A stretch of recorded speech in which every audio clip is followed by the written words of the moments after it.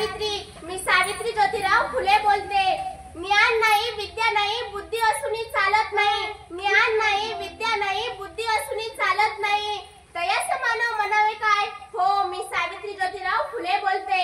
मी 9 वर्षाचे होते त्यामध्ये माझा विवाह ज्योतिबा फुले यांच्याशी झाला आणि माझ्या शिक्षणाचा श्री गणेशा झाला। ज्यांना मी शेठजी म्हणायचे म्हणजेच माझे धनी, त्यांनी मला शिकवायला सुरुवात केली। माझा हात थरथर कापायचा। या थरथरणाऱ्या हाताला शेठजींनी आधार दिला आणि मला पाटीवर लिहायला शिकवले, मला वाचायला शिकवले। शेवटी शेठजीची सावित्री शिकलीच आणि भारताची पहिली महिला शिक्षिका झाली। बाई शिकली म्हणून लोक नाव पण ठेवायची। पण तो दिवस उजडला। पुण्याच्या भिडेवाड्यात आम्ही मुलींची पहिली शाळा काढली।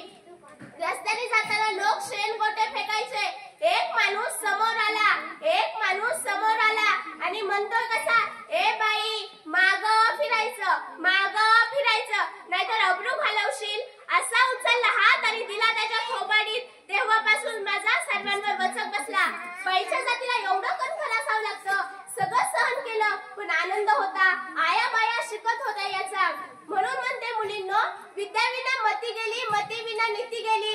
विद्याविना मती गेली, मतीविना नीती गेली। नीतीविना गती गेली, गतीविना शुद्ध खचले। एवढे अनर्थ आहे क्या अविद्येने केले। मुलींना जाता जाता एवढेच सांगते, मुलींना तुम्ही शिका, स्वतःच्या पायावर उभ्या राहा, आपल्या देशाची आणि कुटुंबाची प्रगती करा। येते आता मी। जय हिंद, जय महाराष्ट्र।